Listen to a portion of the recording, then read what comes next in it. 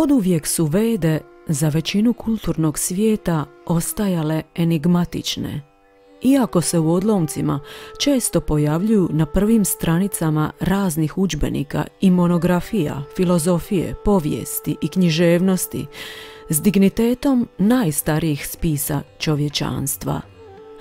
Nerijetko površno prezentirane i nekompletno prikazane, Vede ostaju maglovite, kao su novraćene u neka davna, takozvano primitivna vremena koja s našom uzavrelom tehnocivilizacijom nemaju drugih referenci osim one komparativne, koja naravno govori u prilog naše progresivnosti.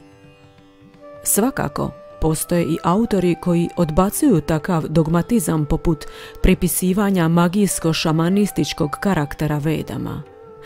Vede nisu duhovni izljevi iz srca besposlenog primitivnog čovjeka u osvit povijesti civilizacije, već su rezultat visoko razvijenog sistema. Ovo je bila vrlo razvijena civilizacija zvana Arijevska, utemeljena prvenstveno na duhovnim načelima. Vedsko tumačenje Arijevskog odnosi se na osobu koja posjeduje znanje o tome kako se osloboditi okova materijalne egzistencije i utemeljiti u svom vječnom duhovnom identitetu. Vede su dakle najraniji zapisi o svemiru, mnogi kažu stari koliko i sam svemir, zapisanim prije nekih 5000 godina na području današnje Indije. Na sanskritu, najstarijem jeziku svijeta, Veda znači znanje. Kada kažemo vedski spisi, onda mislimo na zapise koje možemo naći na području današnje Indije. Za Vede se smatra da služe kao uputstvo za pravilno korištenje materijalnog svijeta, te daju razne puteve kako izaći iz ovog svijeta i kušati stvarnost viših dimenzija. Vedski se spisi ne mogu pripisati određenim autorima, kao što ni starost tog znanja nikada nije utvrđena, niti bi ikad mogla biti utvrđena. Vedska je civilizacija cvjetala na području planete Zemlje milijunima godina prije suvremene povijesti. Njene su karakteristike bile znanje, visoko napredna tehnologija, blagostanje, napredno društveno uređenje i bogata kultura. U vedskim spisima davno su zapisana pravila kretanja planeta, razne fizičke zakonitosti te visoko složeni matematički zakoni. U školi smo učili o Egiptu, o Kini, o Grčkoj, Rimu i tako dalje, ali na neki način Indija je uvijek bila zapostavljena.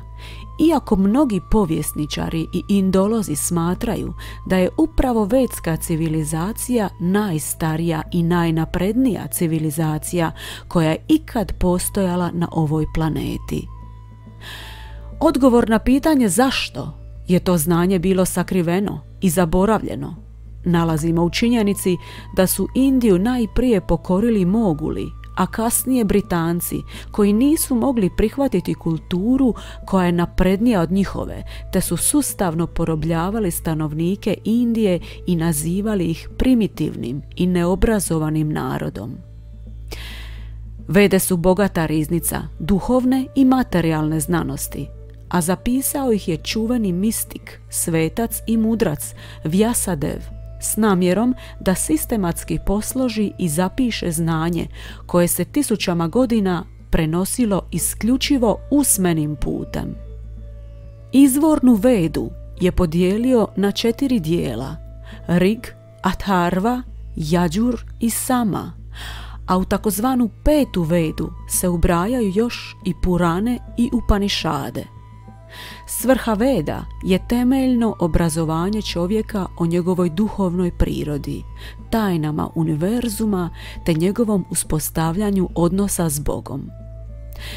Vede objašnjavaju kako je materijalno postojanje uvjetovano stanje živog bića, te da u materijalnom svijetu svatko djeluje pod utjecajem 3 vezujuće sile, odnosno gune materijalne prirode: vrline, strasti i neznanja.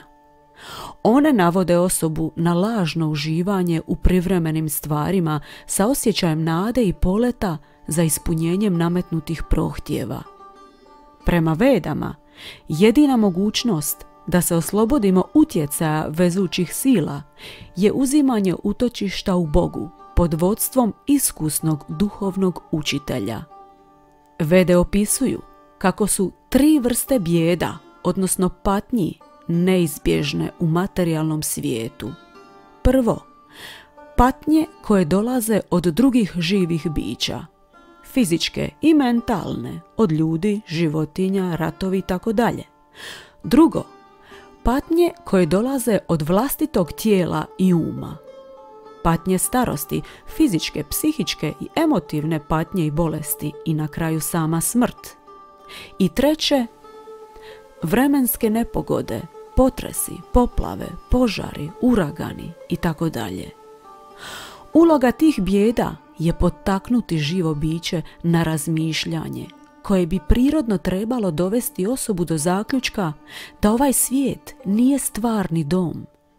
Želja za uživanjem u prolaznom, materijalnom, uništivom dovodi nas u uvjetovano stanje koje nije prirodno za živa bića, koja su duhovne prirode, i u takvom stanju nitko ne može biti istinski sretan.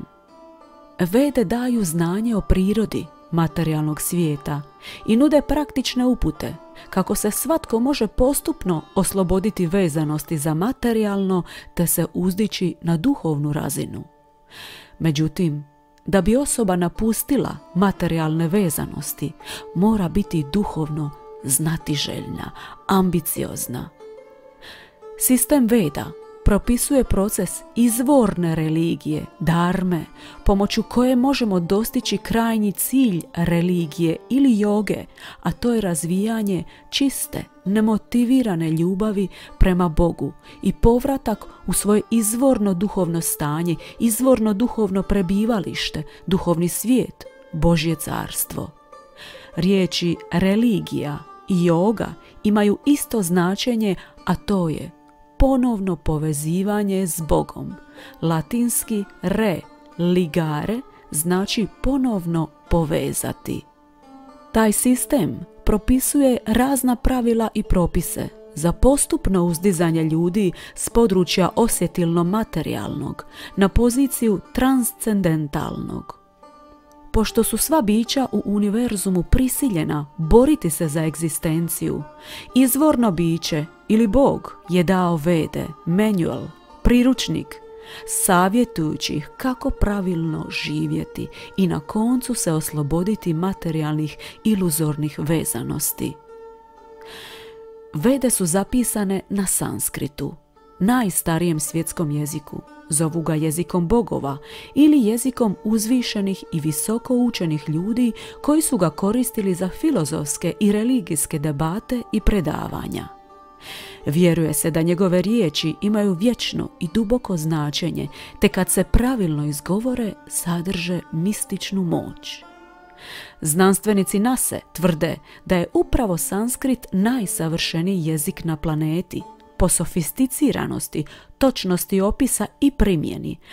A zanimljivo je to kako postoje neka istraživanja u kojima su otkrili da je to jedini jezik koji je najviše kompatibilan s računalima i umjetnom inteligencijom.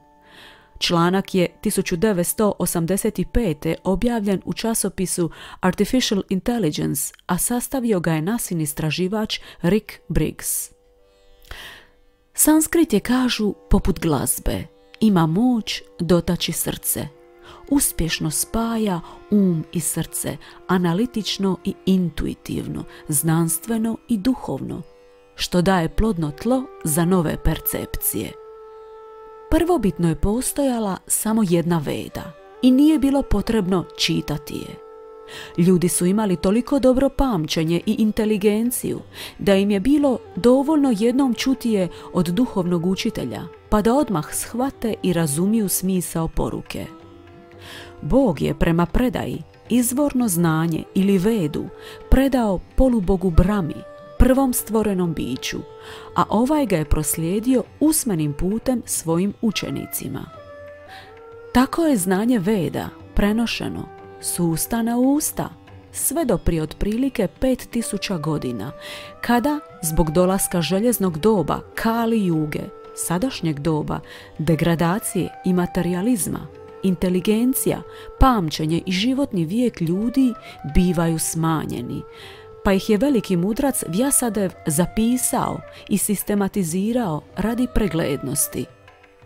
U Vedama se nalazi 1130 grana znanja, od filozofsko-religijskog na područje socijalnog, upravno-moralnog, na područje umnog i tjelesnog zdravlja, kao što je Ajurveda. Zahvaljujući tako široko razgranatom znanju, koje ulazi u svaku poru života, pojedinac je u vedskom društvu bio zaštićen od neželjenih rezultata nepovoljnih djelatnosti.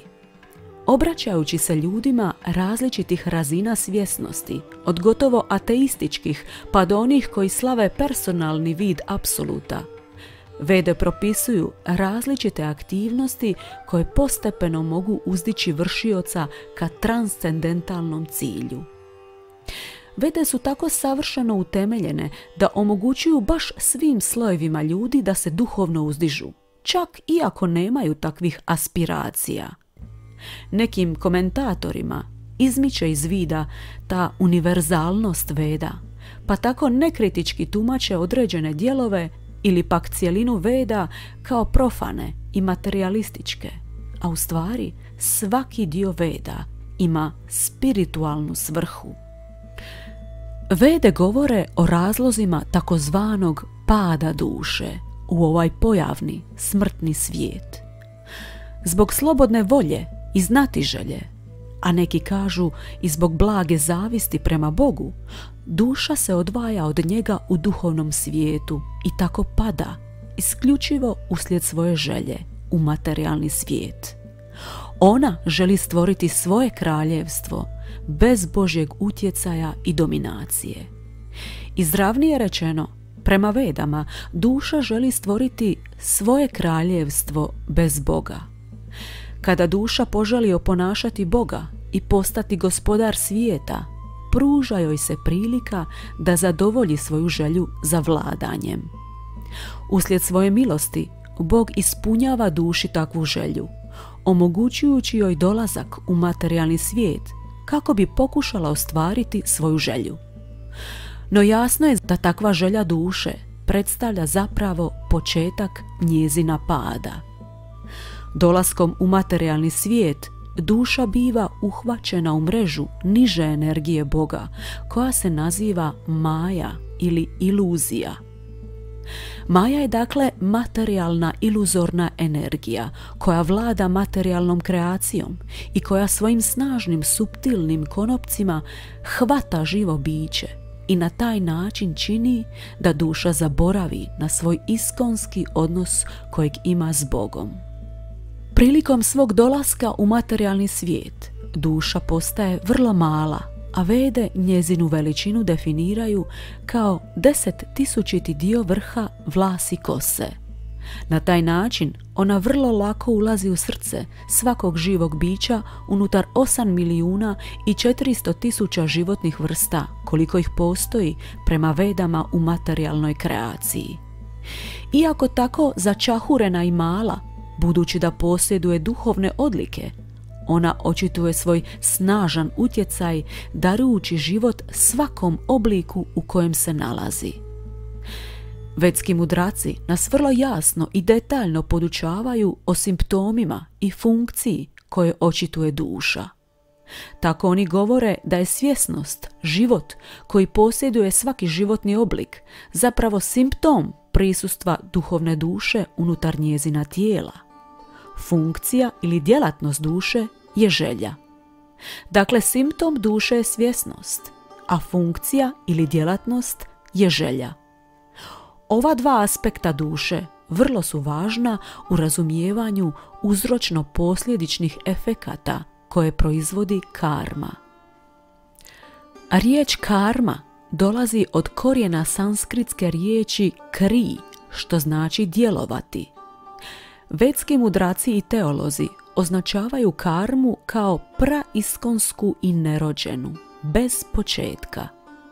Razlog takvog označavanja leži u tome što je karma sastavni dio svakog živog bića od trenutka njezinog dolaska u ovaj kauzalno uzročni materijalni svijet i zato njezine posljedice mogu biti vrlo stare.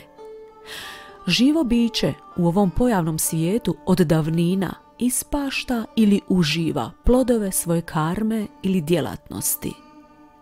No to stanje živo biće može promijeniti svojom željom i načinom svog djelovanja. Ako osoba ne posjeduje duhovno znanje, ona djeluje na različite načine, ali ne zna kakvim se djelovanjem može osloboditi posljedica svih djelatnosti ili karme. Sustav oslobađanja od uzročno-posljedičnih utjecaja karme opisan je u Vedama. Duša se u materijalnom svijetu zapliće u posljedice vlastite karme. Nakon što napusti jednu vrstu tijela, ulazi u drugu, kao što oblači i svlači odjeću. Dok se duša tako seli, ispašta posljedice djela koja je počinila u prošlosti. Te djelatnosti živo biće može promijeniti kada postane utemeljeno u duhovnom znanju i kada postigne samospoznaju. Na taj način ono shvaća kako treba ispravno djelovati. Ako djeluje na način koji je opisan u vjerodostojnim duhovnim spisima, sve posljedice njenih prošlih djela mogu se poništiti. Prema tome, krajnji zaključak vedskih mudraca i teologa je da karma nije vječna.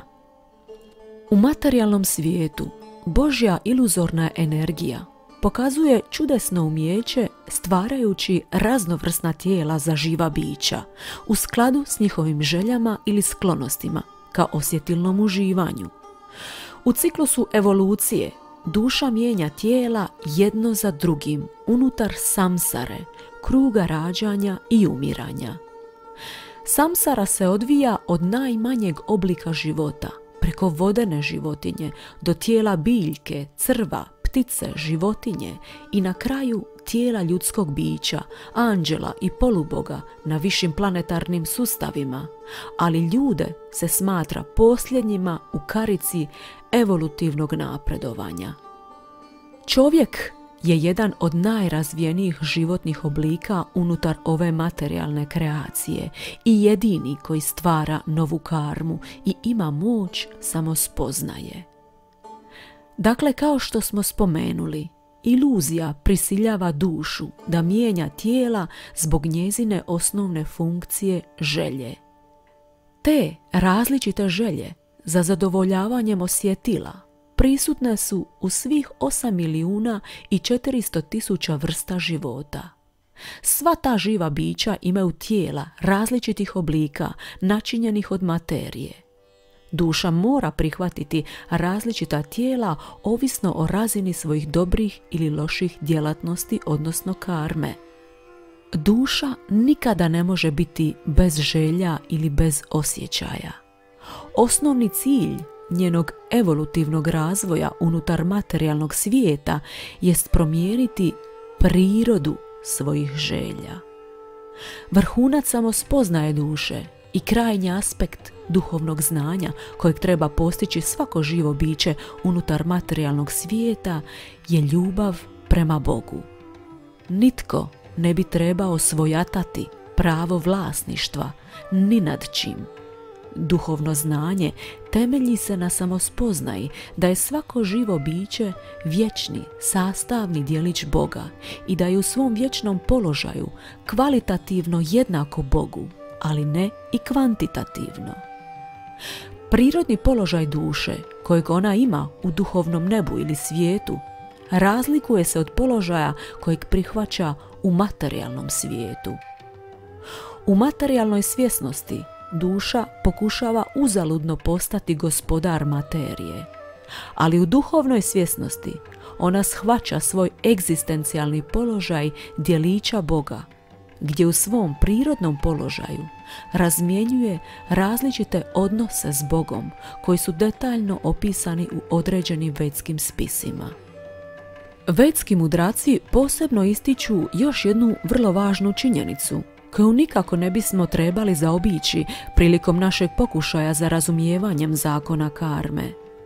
Oni napominju kako prilikom uništenja materijalnog tijela duša ne biva uništena. Ovo je vrlo važna poanta za shvaćanje zakona karme i reinkarnacije. Duša je neumiruća i besmrtna.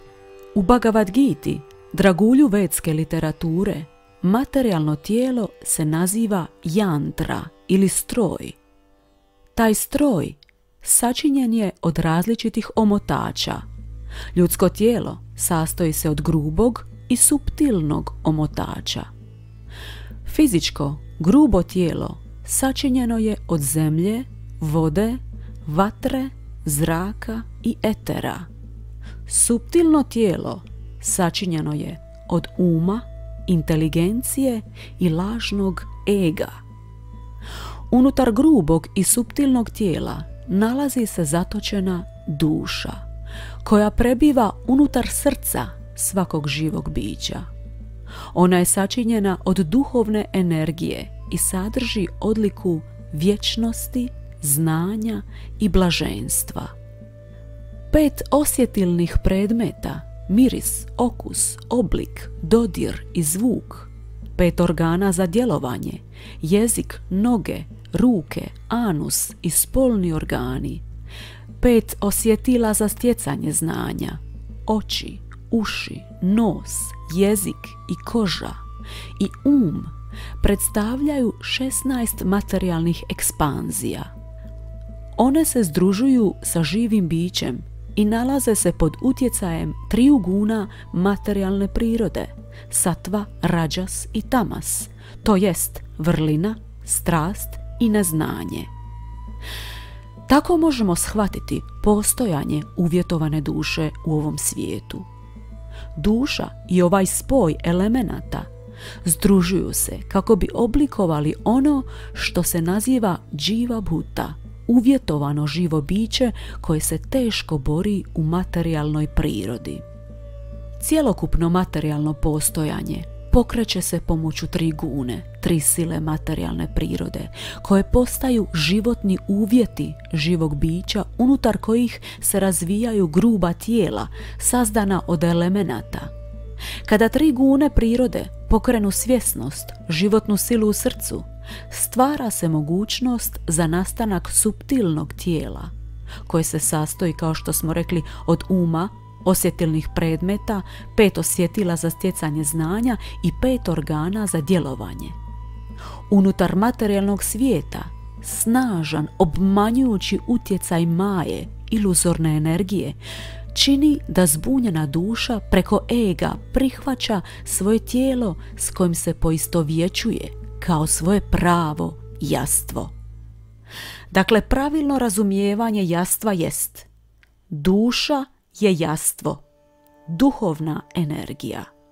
Pogrešno razumijevanje jastva jest: duša je tijelo, materijalna energija. Dakle, mi nismo tijelo, mi smo duša. Mi smo duša koja posjeduje tijelo. Mi smo duša koja ima materijalno iskustvo. Osoba djeluje u ovom životu preko fizičkog tijela, koje je poput izvanjskog prekrivača i služi kao grubi instrument koji vrši određene tjelesne radnje. Kroz suptilno tijelo, međutim, koje zahtijeva djelovanje, osoba uživa u različitim djelatnostima. Kada postojeće grubo tijelo biva uništeno smrću, njegov korijen, inteligencija i lažni ego nastavlja postojati i uzrokuje stvaranje novog grubog tijela. Iako se fizičko tijelo naizgled mijenja, pravi korijen ili uzrok djelovanja, suptilno tijelo, uvijek je prisutno. Djelatnosti suptilnog tijela, bilo pobožne ili bezbožne, stvaraju novu situaciju za dušu u kojoj ona uživa ili ispašta u narednom fizičkom tijelu. Tako, suptilno tijelo nastavlja postojati, dok se gruba tijela mijenjaju jedno za drugim. Sve dok postoji suptilno materijalno tijelo, također postoji i svjesnost lažnog poistovjećivanja i njen relativni cilj, grubo tijelo. Želje suptilnog tijela ne mogu se ispuniti bez grubog tijela. Bez prisutnosti grubog tijela, živo biće ne može djelovati pod utjecajem prirodnih sila. Djelatnosti uma i inteligencije nastavljaju se zbog ispaštanja i uživanja suptilnog tijela živog bića. Živog bića nastavlja postojati u različitim grubim tijelima i u skladu s njegovim željama za osjetilnim uživanjem bilježi različite misli. Nastavlja postojati iako se tijelo mijenja. Sve što učinimo ostaje zapisano u suptilnom tijelu. Zapravo, duša se nalazi u suptilnom tijelu, iako se fizičko tijelo naizgled mijenja. Djelovanje duše u suptilnom tijelu naziva se iluzornim, jer nije vječno. Promjena fizičkog tijela nije toliko značajna kao promjena suptilnog tijela, jer potpuno prosvjetljenje suptilnog tijela, to jest samospoznaja, predstavlja stanje u kojem inteligencija i ego više nisu materijalno uvjetovani. Iako mnogi glasoviti filozofi i učitelji ovog svijeta poučavaju da smrću tijela sve biva okončano, to nije točno.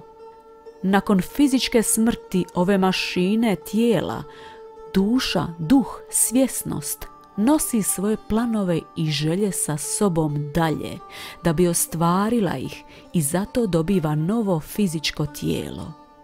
Po uništenju fizičkog tijela, planove živog bića preuzima njegov i ono, preko viših autoriteta svemira, dobiva priliku ostvariti te planove u sljedećem životu.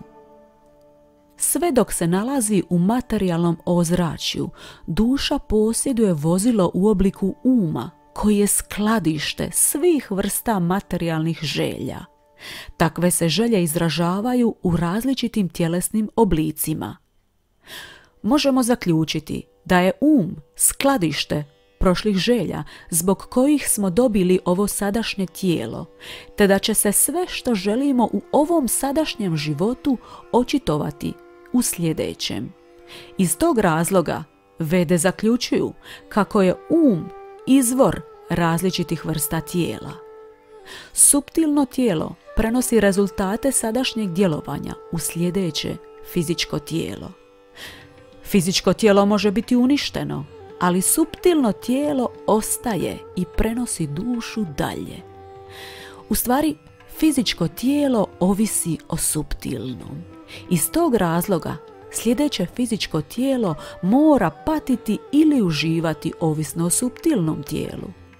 Suptilno tijelo neprestano prenosi dušu, sve dok se ona ne oslobodi materijalnog ropstva u ovom svijetu. Želje koje se javljaju u nazivaju se na sanskritu samskare. Samskare ili utisci, pečati se oblikuju na sljedeći način. Prvo, imamo povezanost s određenim objektom, posjedovanje. Drugo, iako objekt nije fizički prisutan, dojam ostaje u Treće, stvara se žudnja, želja za objektom.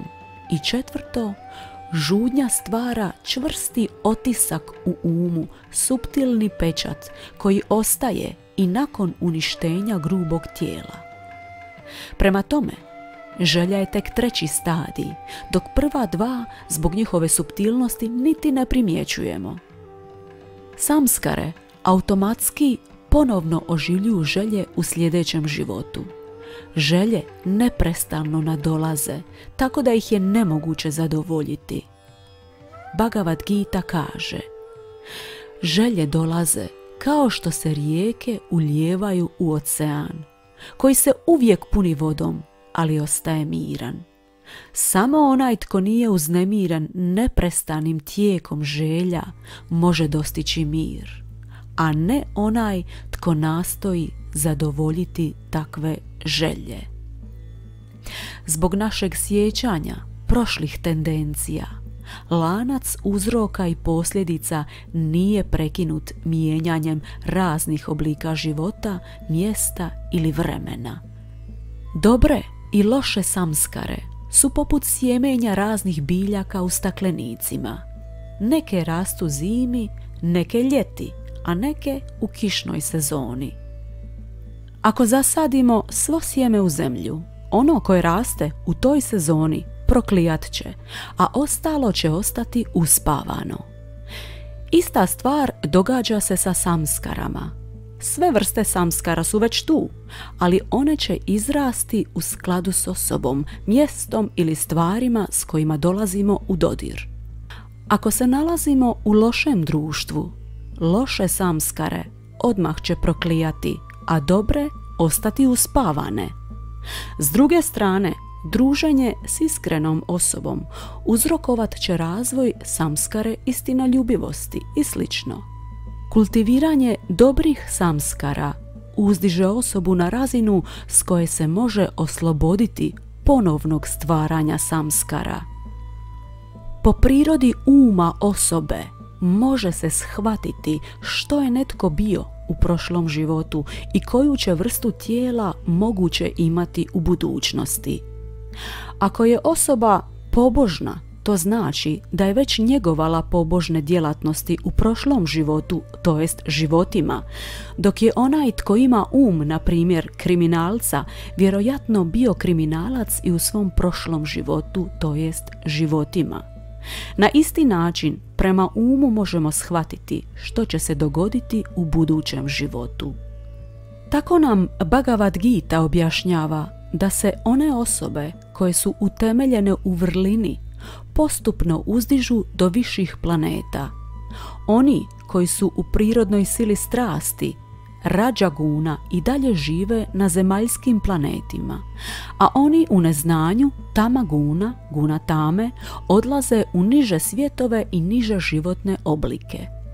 Dakle, ako je osoba u vrlini, njezine će je umne djelatnosti uzdići u više ljudske oblike ili na viši planetarni sustav. Ako pak ima mentalitet grešne osobe, život će biti na vrlo niskom stupnju i života i svjesnosti. Priroda uma je dakle mišljenje, osjećanje i htjenje. Osjetilne slike bilježe se u umu kronološkim redom i izražavaju jedna za drugom, zbog čega živo biće mora prihvaćati jedno tijelo za drugim. Planira materijalno uživanje, a grubo fizičko tijelo služi kao instrument za ostvarivanje takvih želja i planova. Je razina na kojoj sve želje dolaze i odlaze. Na temelju želja uma, inteligencije i ega, odnosno suptilnog tijela, živo biće ili duša razvija i napušta gruba fizička tijela. To je poznato kao seljenje ili transmigracija duše. Kod nas na zapadu takav proces naziva se reinkarnacija. Oni koji vjeruju u reinkarnaciju dijele zajedničko mišljenje o pravdi, jednakosti i logici ponovnog rođenja. Bez ovih stvari svemir bi bio okrutan, besciljan i nelogičan. U njemu bi se jedno dijete rađalo u bogatstvu, a drugo u siromaštvu.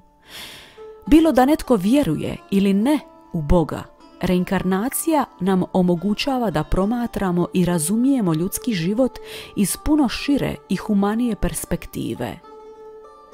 Ovakav zakon koji ureduje pravdu u svemiru na sanskritu se naziva karma, zakon univerzalne pravde. Reinkarnacija stoga može biti promatrana kao žetva plodova nečijih djelovanja iz prošlih života. Loša djelovanja donose loše tijelo, siromaštvo, nesreću, patnju, bolesti, rođenje u siromašnim zemljama gdje vlada glad itd. Dobra djelovanja donose lijepa i zdrava tijela, inteligenciju, dobre odlike, bogatstvo, obrazovanje i skladan život. Kao kada kupujemo novi automobil, tako i dobivanje novog tijela ovisi o našoj karmičkoj kupovnoj moći. Materijalna priroda odgovara na naše zahtjeve i želje, naša djelovanja u ovom životu i prema tome nam priprema iduće tijelo. Ovo naše sadašnje tijelo odraz je našeg karmičkog bankovnog računa. Kao što je rečeno i u Bibliji, kako si posijao, tako ćeš i žnjeti.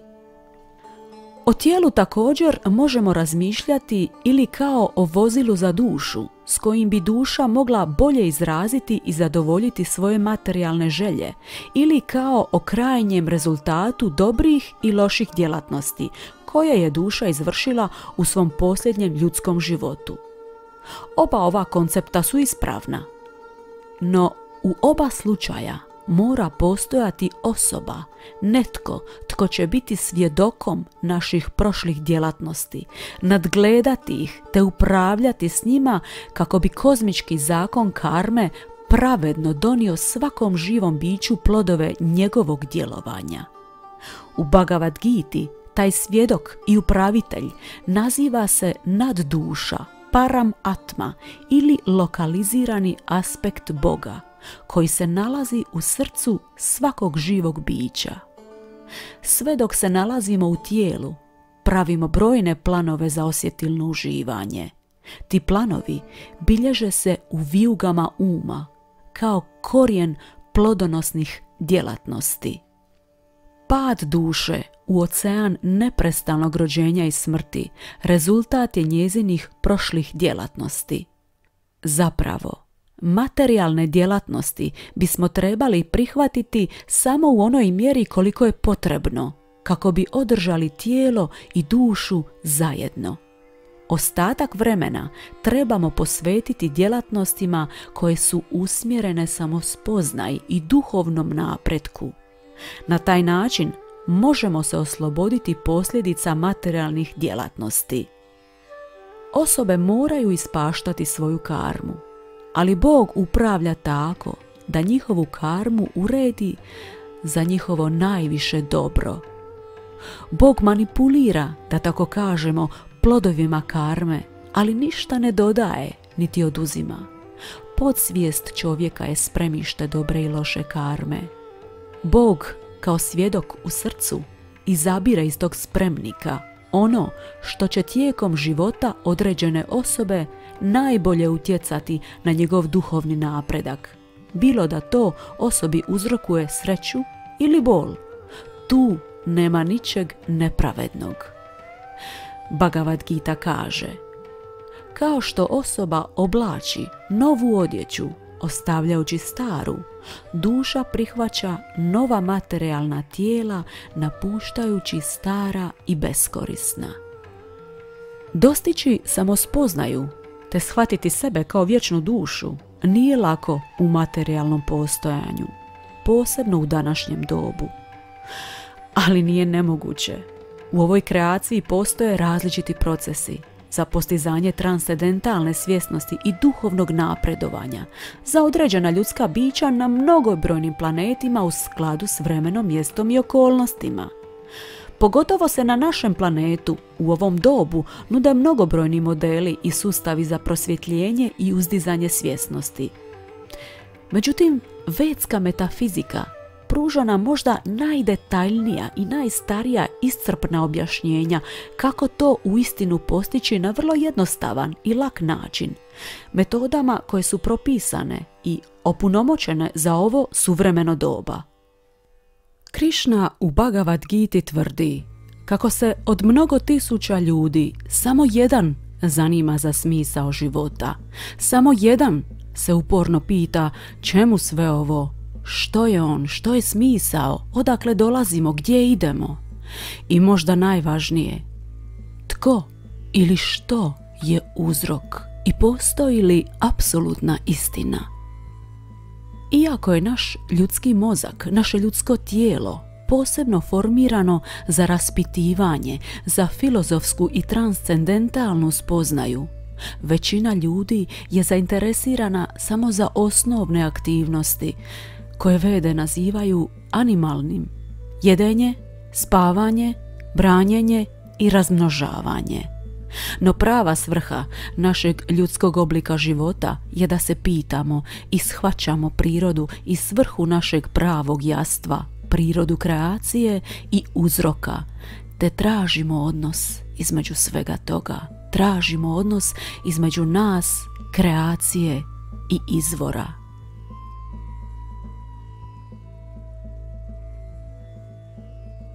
Ako vam se svidio ovaj sadržaj, pretplatite se na naš Atma kanal. Ne zaboravite kliknuti na ikonu zvona kako ne biste propustili nijedan novi video.